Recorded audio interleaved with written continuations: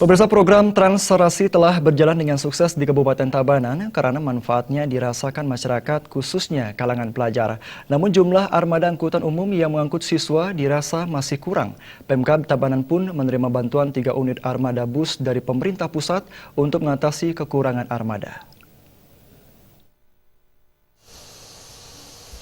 Bupati Tabanan Niputu Eka Wiryastuti meninjau ketiga armada bus tersebut di halte Tabanan 7 April lalu. Pada kesempatan tersebut tampak Dandim 1619 Tabanan Herwin Gunawan dan Kadis Hub Kominfo Kabupaten Tabanan Agus Hartawiguna. Eka Wiryastuti berharap 3 armada bus ini akan segera beroperasi sehingga seluruh siswa bisa menikmati fasilitas angkutan umum. Tambahan bantuan 3 armada bus dari pusat merupakan solusi untuk mengatasi masalah angkutan umum bagi kalangan pelajar di Tabanan. Menurutnya, program Transserasi ternyata mendapat sambutan yang sangat baik bagi pelajar di Tabanan. Selain mengurangi kemacetan, program ini bisa meringankan beban orang tua yang tidak perlu mengantar jemput anaknya ke dan sekolah.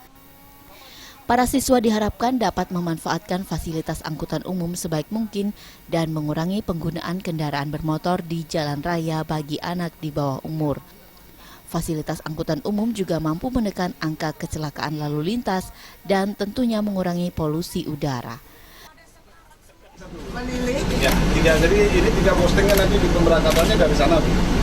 Dari sana berangkatnya? Gitu, Terus ke kota? Kan nanti SMP 123 juga, Bu.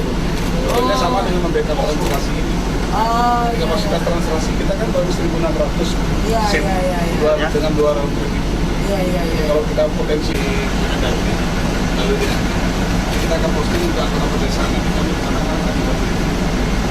Mereka siswa juga. Elep mobil.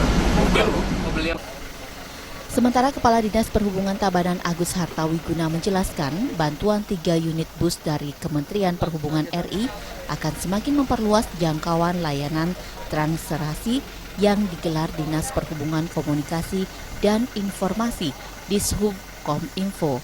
Tidak hanya itu, program angkutan gratis bagi pelajar SMP ini juga akan memperbanyak jumlah siswa yang terlayani. Pelajar SMP di Kota Tabanan misalnya diperkirakan berjumlah 4.000 orang. Jadi 80 angkot yang telah ada hanya mampu melayani 1.600 orang per hari. Kapasitas yang terlayani oleh angkot akan diperkuat lagi dengan 3 unit bus. Salah satu unit bus berkapasitas 27 penumpang.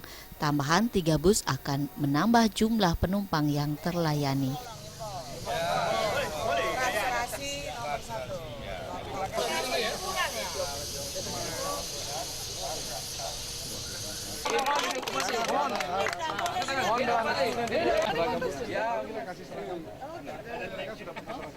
Humas Tabanan melapor.